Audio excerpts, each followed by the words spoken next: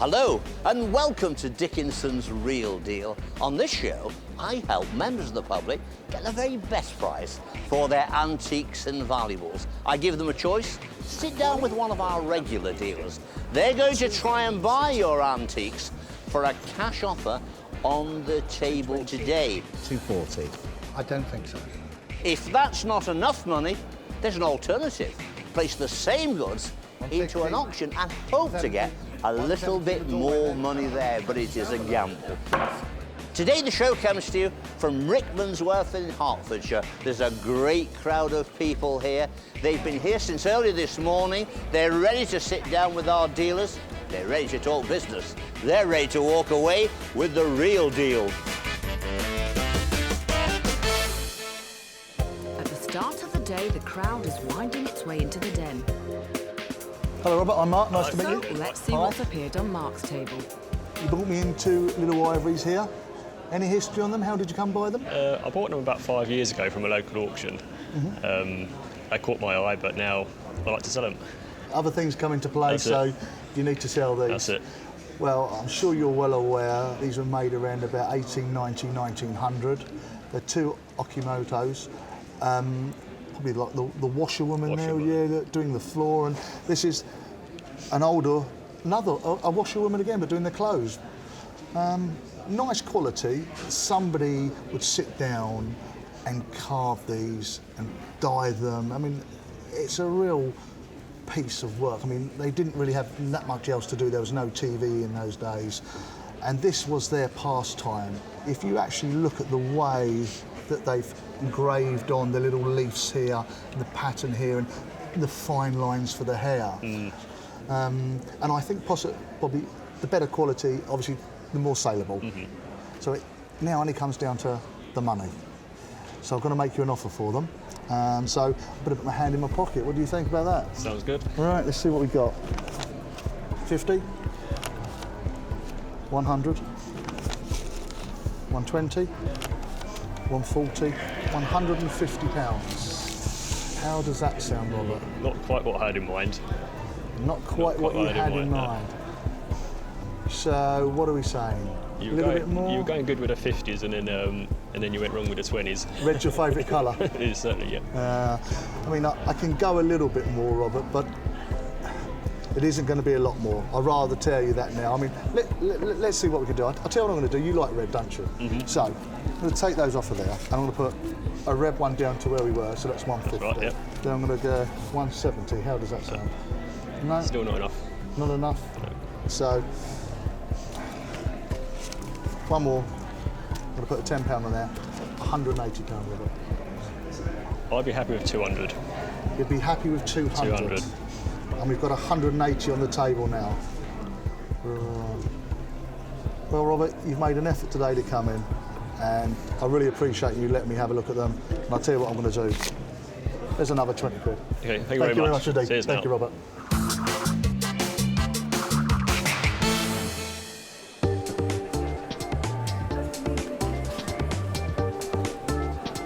Now we head over to Michael's table, where an intriguing object has arrived.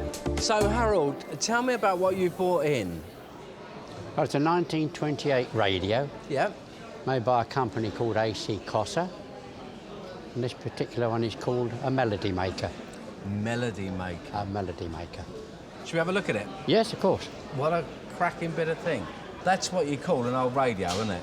Very old, yes. And we're talking 1928. That's right. This is like being Doctor Who. It's a moment in time, really, isn't it? Because Yes. you're like a time traveller. When you see things like this, you go back and back and back, and you can imagine a family of four and all listening to Frankie Vaughan or someone like that. Who would have been on the radio in 1928? Maybe you can remember, I can't. Well, I'm not that old, Harold. So why are you selling it today? Well, I've got a collection of them and I'm just having a change round. Yeah. I take them all to one of the British Legion branches, and people come in to see them, and it helps the Poppy Fund on their collector's night. Brilliant. What a great idea. Yes? Well, I'll make you an offer. I'm not an expert, I'll be honest with you. If I'm under, don't be insulted, because I really don't know what it's worth, OK? Yes, of course. But let me just try a few bids, shall we? Let's try a 20, 40, 60, 80. How about £100 for it? No, that won't do it, I'm Am I a afraid. long way out, Harold? You're a pretty long way out, yes. Okay, let's try a little bit more then. 120, 140, 160. How's that grab you? No, it doesn't grab me at all, 160. I'm in the dark, I really am. It's a very rare radio. To be honest, Hoggy, you shocked me a little bit because you put £160 down on an earlier radio, which I would have looked at, and respectfully to our seller, I would have thought, that seems like a lot of money, but I have spoke with our independent valuers and they say £250 to £300, but apparently there have been similar examples within that price range. I'm going to say to you, sir, look, this is very specialised. That is very spendable. It's a very good offer. So, Harold, there is a sound advice for you. It's either take it to the auction. I could put another 40 quid down if you're tempted. I'll tell you what I'll do, I'll try and tempt you. I can see you're a very generous man. 200. But in all honesty, auction you could get 400 for that. It is rare, you know that. You're an expert yourself.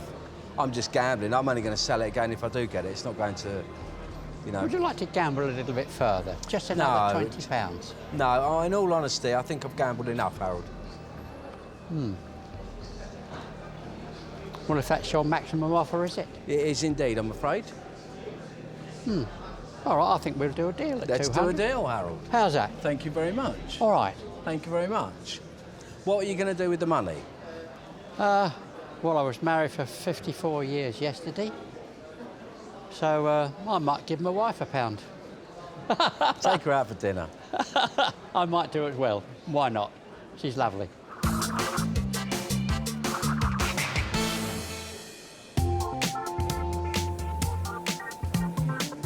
Hi, Edith. I'm Next Debbie. item is a style statement that will catch Debbie's eye. Now, tell me what you brought in today. Well, this is a vase that was a gift given to me. It's a Troika one. That's about as much as I know about it. It was brought when my brother was on holiday in Cornwall. Okay. And I think probably I've had it since about 70s, 80s. I'm not quite sure. Well, that date would completely figure with the vase. Oh, right. Completely figure. It's quite an interesting pottery. It started in 1963 down in St Ives in Cornwall, and they started this very unique form of pottery, which, I mean, most people know that that's a piece of Troika because it has such a classic design. And then it moved to Newlyn in the 70s, which I guess is around the time you say your brother bought it for you. Possibly, yes. Is he going to be cross when he sees you're selling it? Let's just say I've not told anybody that. Oh, I hope he's Not not. that I dislike it particularly, but it doesn't really fit in with what I've already got. Okay, I would like to try and buy it from you. Okay. And it is a sweet little piece. Let's see how we go. 20. £40. I think it's worth more than that. A lot more than that. Well, I think, yeah, a lot more. How would another 20 be? Perhaps a little bit more. I don't want to pay any more for it, and it's not something that I deal in. But Troika is terribly popular. All you need are two people who want it. Yeah. So what do you feel? I think I will take it to auction. Okay, well, good luck with it. Thank you very much. And thanks for bringing it in. Oh, I've really enjoyed my day. Thank you. Good.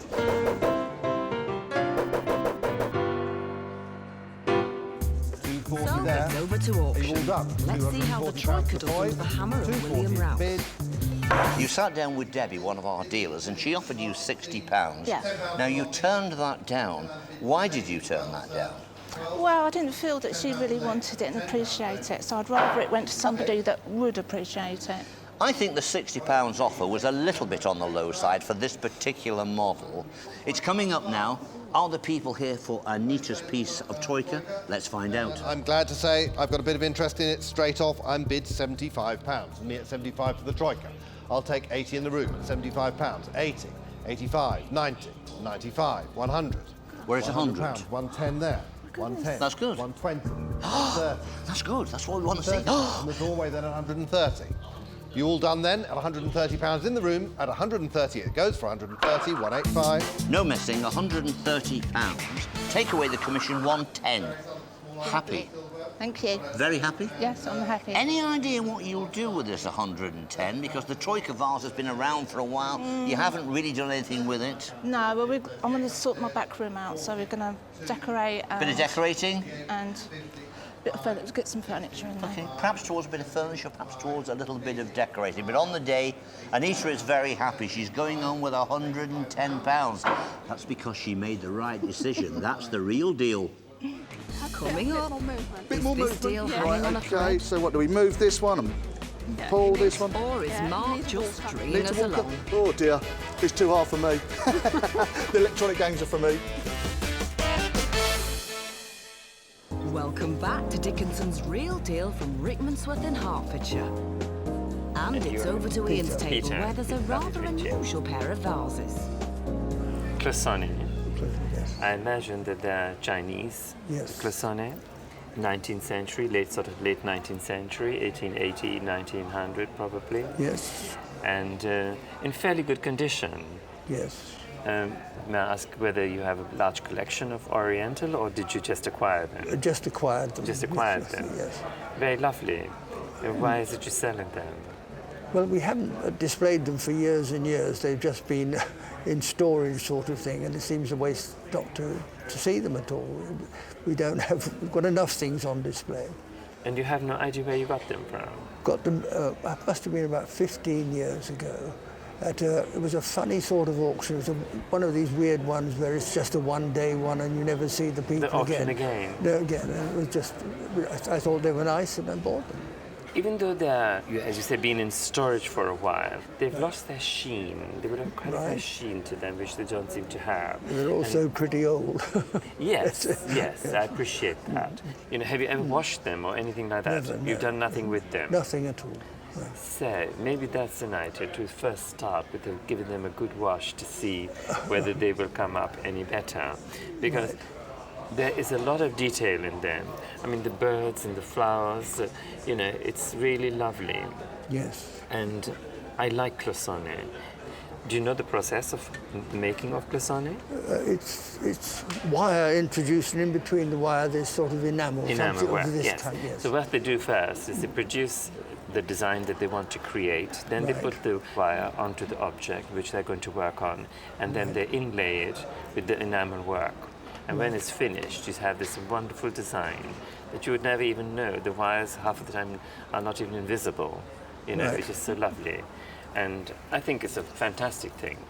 Well, I'm just going to make you one offer on them. Right. And I hope it's a good one, and I hope you accept it. Okay. Thank you. I might be totally wrong, I don't know. 50, 100, 150. That's what I would like to pay for them, because I need to do work on them. Right. You know, how you feel about that, I don't know. Well, I think that's very fair. You think it's a fair offer? Very good.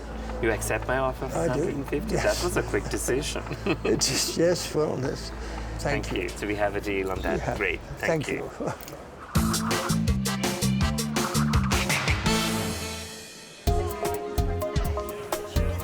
Now on a completely different note, collection. David's One of the inviting early Richard pieces Cole here, from the the music Musical box. Museum in Brentford, Middlesex, to share his passion for music boxes. How many years have you been involved with mechanical music? I've been involved in mechanical music about 43 years, and I've been a volunteer at the museum for 41 years, which frightens me. It obviously takes a certain kind of man, Richard. Apart from these wonderful items that you brought along, which are the property of the museum, you are a collector yourself. I am indeed. There's a house full of things like this. House full of musical instruments, but no television. No television. No television. A rarity in these times. What you've got to bear in mind is, in the heyday of these items, when they were produced, we didn't have the distractions of the telly.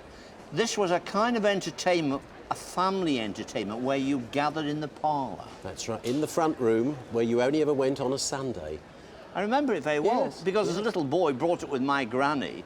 We used to go into the front room on a Sunday, and I was shown little pieces of her collection, but also a big treat was the wind-up gramophone, Right. where I'd often hear the Skater's Waltz. Oh, lovely. That stayed with me forever. OK, one of the early pieces here, the music box. This little cylinder musical box, made in Geneva, about 1840, and it has just 4 tunes in it, and when you've played them, that's it. OK. Now, what about this disc machine over here? This is a small Britannia disc musical box, and disc musical boxes came out to get over the problem of being stuck with just a couple of tunes, because you could buy discs, put the disc on your musical box, like you do a CD these days. Absolutely. And out comes the latest hit tune of the day. Come on, give us a whirl. What have we got here? Goodbye, Dolly Gray. Goodbye, Dolly Gray.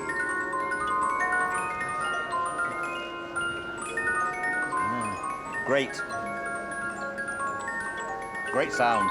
Lovely. OK. Now, coming forward, what about this machine here? This is one of the early examples of a musical machine operated by a paper music roll. Is it an organ, a bellows inside It's here? what they call an organette, and it has bellows in it Yes. and a series of reeds, a bit like a giant mouth organ. OK. Let's give it a burst.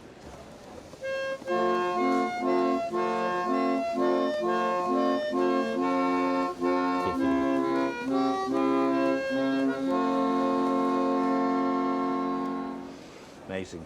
How many tunes on this organ? I think there's about 10 on that music roll, quite short. And could you replace the rolls on these? You can take the roll out and put a different one in, and the rolls were much less expensive than either the cylinders or the discs. One thing that jumps out at me, Richard, is when you were unpacking your collection here, the face starts to light up and there's a smile there. And in many ways, I find that very enjoyable because I know what kind of enjoyment you are getting. What surprises me is even today, you and your partner, you haven't got a TV in the house. You don't miss one. I haven't had one since 1977. That long time is music to my ears. Back in the dealer's den, and Will Nice to meet Mark you. be pulling the strings on his next deal. Now, it's pretty obvious what we got here, a puppet, but does it have a name? No. No name? No name. Your puppet? My puppet. When you were a childhood, growing up, using it, playing with it? When I was 6. 6? Yes. Right. Giving away your age a bit there. Yeah, I am. Yes. Well, it's definitely a puppet, as we can see, made by Pelham Puppets Limited. Yeah. Made in the 1950s? In the 50s, yeah. Has it got a story or two to tell?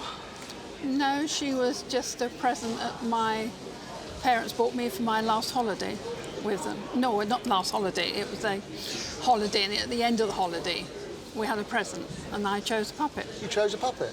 Yes. Was there only one of them? Because normally these can come in twos. This is obviously the female puppet.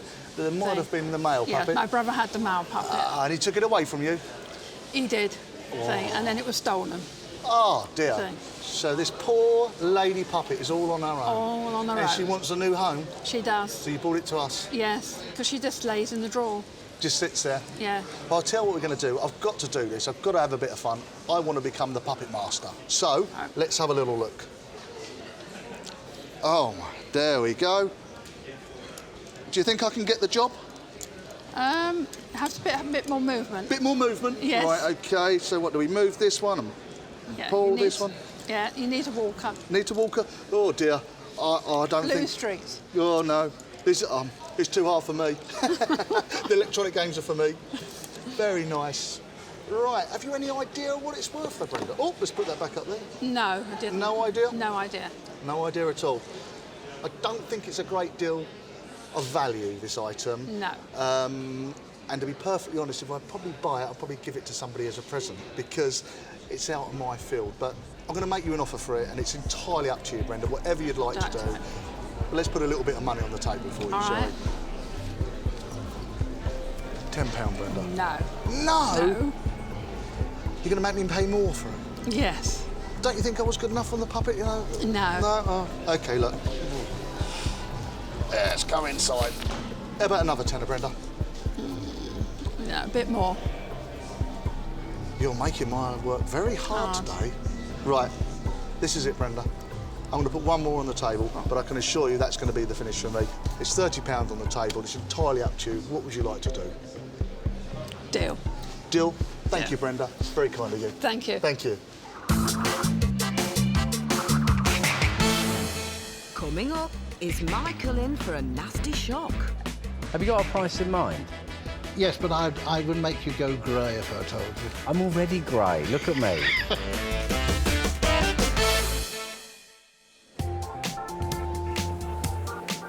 Welcome back to Dickinson's Real Deal from Rickmansworth. With the deals coming thick and fast today, let's shoot straight over to Debbie's table. Hi. Pleased to meet you, and thank you for bringing this box in. You're welcome. Tell me what the box is and where you got it from. Well, it's an inherited piece, and I think it's a sewing box. Right. It's got lots of little sections and a little pin cushion in it, so I think it's definitely a sewing box. Do you mind if we have a look inside? No, that's fine. What's interesting is the minute you open it, you can see how lovely and clear the outside would once have been before it had been rubbed, because the inside is absolutely beautiful. You've got these little compartments which lift out, which have got this incredible ornate design and pattern on them. There's one on each side, both of which are different. And I think there are little ivory knobs on the tops of those. Okay. And some of these compartments have got areas for pens or, as you say, sewing implements.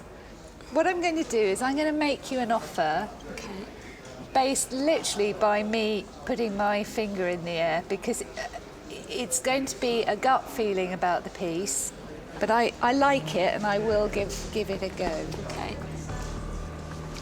20, 40, 60, 80, 100. I saw an eyebrow go up. Yeah, that's fine. Keep going. 20, 40, 160. I think it's worth a bit more than that because of the age of it. It's not about the age of the piece. What I would, as a dealer, would love is to find the outside the same as the inside. Yeah. Now, that's not going to happen. It's a utility box. It's been used, I would guess, by your grandmother. Is it grandmother? Yeah. As a sewing box, and she's clearly loved it and used it.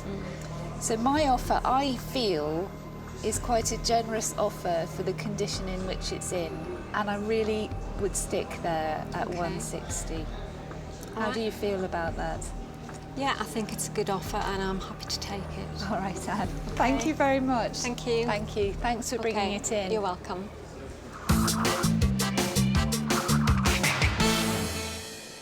Now that deal's nicely sewn up. Let's head over to Mark, where he's getting Mark. a Nice to meet golden you. handshake. And you've brought me in a very nice gold Albert chain here. Can you tell me a little bit about its history? Belonged to my grandfather, and I believe it was presented to him after he finished his work for factory. Right, OK. That might explain the fobs that belong to your grandfather also? Yes. Right, there's an inscription on this one, Yes. which is the Interworks Cup, Napier VK 1915-1917. Was that anything to do with your grandfather? I believe so. Yeah? I believe so. I believe he was an athlete for the works. Right. Well, I'm sure you well know you've got a 9-carat gold Albert chain here, which is fully hallmarked on every link. Yes. Each one of these links has a 9-carat stamp on it. We call this rose gold because it has a higher copper content added to it, so it gives it that rosy colour rather than the bright yellow chains you see of today, you know, the very bright modern chain. So, I mean, this would have been made 1915, 1920. So, any particular reason why you decided to sell the chain now? Because I have to pay for an engine for my VW camper van. Right. That sounds very expensive. Yes. Let's get some money on the table for you. Yes, please. I hope they're red ones. We're going to start with the blues. Oh. Don't worry. There's no panic. 1, 2, 3, 4. It's 100, 120, 140, 160, 180, 200, 220, 240, £260. I can't squeeze a little bit more? I'll tell you what I'm going to do. I'm going to put one more on the table, but what I'm going to put, because it is very tight, I'm going to put another £10 on the table there for you. That's £270. Change it for a blue one. Oh, goy, you're being very hard. Aye. Right, OK, so if I take the brown one away and we put the 20 back on, that's the deal? I think so. Right, tell you what I'm going to do. I love to have a trade. One more on the table to you, and that's a deal. That's a deal. Thank you very much.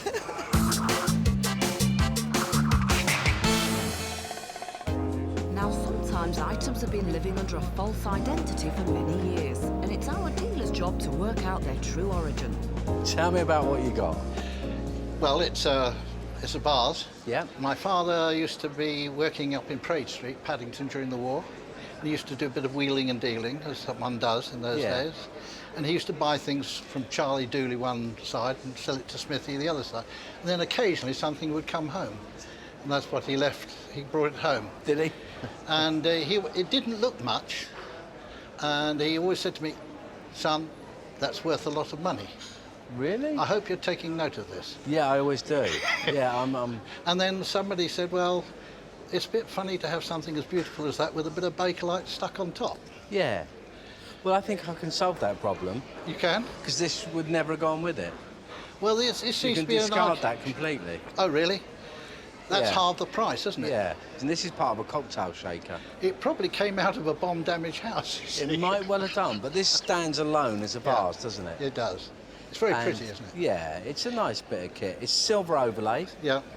Unhallmarked, unsigned, everything really. It is what it is, really, isn't it? He always used to reckon it was Bavarian or something around There's that a area. chance it could be Bavarian or Czechoslovakian. Right. But it's well decorated, isn't it? It's beautiful. It's got that late 19th century look to it, hasn't it? Yes, it has. It's very Art Nouveau, very arts and craftsy. It is. And it looks better already without that in the top there, doesn't it? It does, actually. Do you know? So I think you can have that back when we're finished. Do you insist? Yeah. Oh, all right. It's never part of it. So, in all honesty, these sort of things can do very well at auction. Can they? Yes, I'll be honest with you. I'll make you an offer, Mike, but it might not be enough for the day. Right. But let me just try an offer, and you can tell me if you like me or not, 20, 40, 60, 80, 100. 20, 40, 60, 80, 200. 220, 240. That's just for the top, is it? No, that's for the vase. Oh, that's for the vase. I'm letting you keep the top. I don't think so. Really? No. Have you got a price in mind? Yes, but I would make you go grey if I told you. I'm already grey, look at me. So where did we get to? 240, Mike? That's right, yes. Okay, let's try a little bit more then. Okay. 260, 280. No, sorry. Really? I'm ambitious enough to say I thought it would have been at least twice that amount, at least. Ooh. Do you know, I'm going to back down at 280. Are you? Yeah. All right, well, that's me done. Thank you for looking at it. Yeah, take it to auction. Indeed, yes. I think that's a wise choice. Thank you very much. Pleasure to meet you. £60, 65 there. Still with that 75. It is here in the sale room with a £500 to £800 estimation. Originally, you did agree to a £400 reserve. That's right. And in the meantime, you've actually upped the reserve. Why have you done that? Somebody suggested it was worth more than that, and I thought, well, rather than see it go under the figure, I'd rather keep it. Okay, so Michael has changed the base reserve up to 500, between 5 and 8, so it needs to make £500.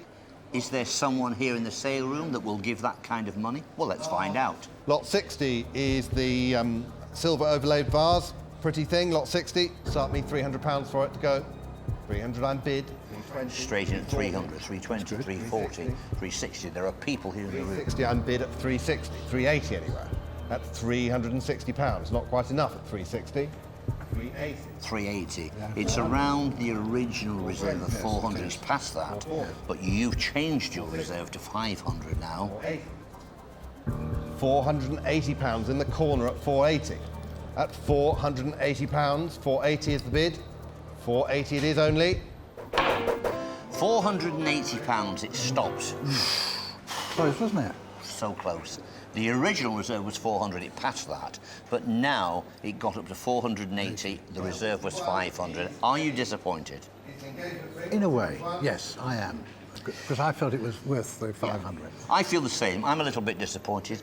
I felt it could have done a little bit better on the day. It didn't quite make it here. It wasn't really the right thing, perhaps, to change the reserve. It may have been a bit ambitious, though it got up to £480 here in the sale room, but didn't sell because of its reserve. Coming up after the break. Really, it's incredible. Made by Doulton with absolutely no doubt at all. Ian thinks he's onto a winner. And the not quality is everyone very good. agrees. There are certain aspects of it which aren't quite Doulton-y, and I've never seen a bit of Doulton which isn't marked. Welcome back to Dickinson's Real Deal. This pot has caught the eye of Ian, and David and auctioneer William Rouse are watching the action with interest. What an amazing piece. Yes. Where did you get it? It was my grandfather's, and I brought it along on behalf of my father. I'm not too sure where my granddad got it from. You have no idea, and No. your father has no idea. No. It's a shame. It would be lovely to know whether it came out of some big mansion. Because, I mean, a walking cane holder, a stick holder, umbrella holder, call it what you like, and to be in this condition, it's in absolute fantastic condition. I absolutely adore it. It's incredible. Really, it's incredible.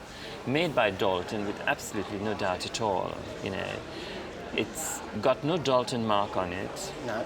But this floral design on the top is very typical of Doulton. You find it on the top of a lot of vases. The acorn is another very popular design by them. You find it on a lot of chargers. The color is very good. They've used all these colors in all their items. So it's an amazing example of color and design. Now, that's what I call a glamorous pot. And the obvious thing to say about it, it looks like it should be Doulton Lambeth. But there isn't a mark there. Now, come on, what's your feelings on this? Well, I think it makes quite a big difference, because there's suddenly a whole load of ambiguity. And although I think it's a really good-looking object, and the quality is very good, there are certain aspects of it which aren't quite Doulton-y. In the glaze is the right colour, but it's the streakiness makes one just wonder, is it Doulton or isn't it Doulton? And I've never seen a bit of Doulton which isn't marked. So you can see the dilemma here. Our independent valuers were jumping up and down when they saw this. I have to say, when I first glanced at it, I thought, wow, what a fabulous pot. But as auctioneers, you were very calm. You said, no, there is no Doulton mark, and that makes all the difference. And to a certain degree, I think you're right. But what I would say is, because of the overall glamour of this, I think it's the type of object you probably couldn't resist. Now, Ian is a man with style, with taste. I think he'll go for this. I think he'll love this, and he'll not go home until he gets it in his hands. Let's see what he puts on the table. So, Pandulax.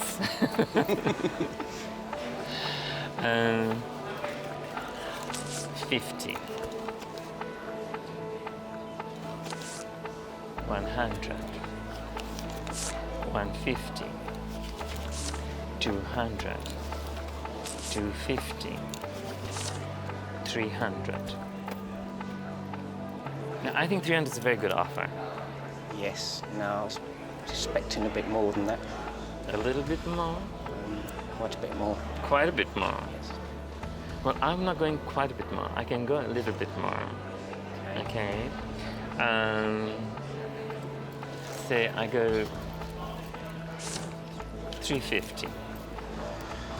No. At 350, I think that's a good offer. Can I tempt you for another one of those red ones? I've walked in here at this stage because I think we're getting perhaps near to a final offer from Ian. And just before that goes onto the table, I can tell you that amongst our valuers and auctioneers, there are all kinds of different opinions.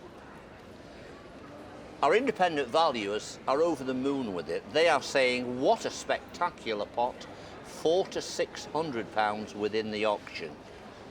The auctioneer, who are usually a more careful breed, they're saying, let's have a look underneath it. Now, there is no Doulton Lambeth stamp under that pot. That's right. Now, my opinion is, if this isn't Doulton, it is possibly Staffordshire in a Doulton style, and at 400 quid, it's probably its money. But if it is Doulton, then I think it's worth more. I'm going to stay out of this, because I'm going to say, you're with Ian, he'll try a tempting offer, and then it's for you to say yes or no. What a cracking pot. Thank you. So you've had David's opinion. I got 350 on the table. You're not quite happy with that. No. So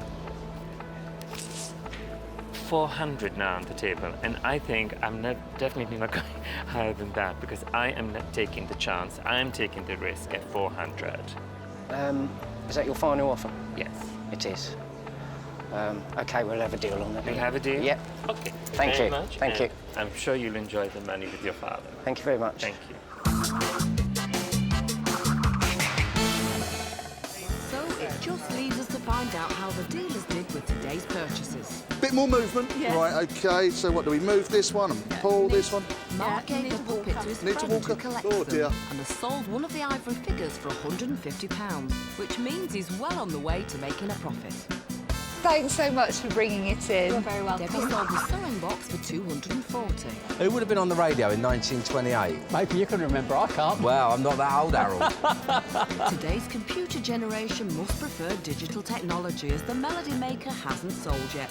It's an amazing example of colour and design. And the Doulton stick stand has now got pride of place in Ian's hallway, full of his own walking stick collection. Thank you very much. Thank you. We've had a great day here in Rickmansworth. There's been lots of action, lots of buying and selling, just the way we like it. Don't forget to join me, David Dickinson, next time on Dickinson's Real Deal.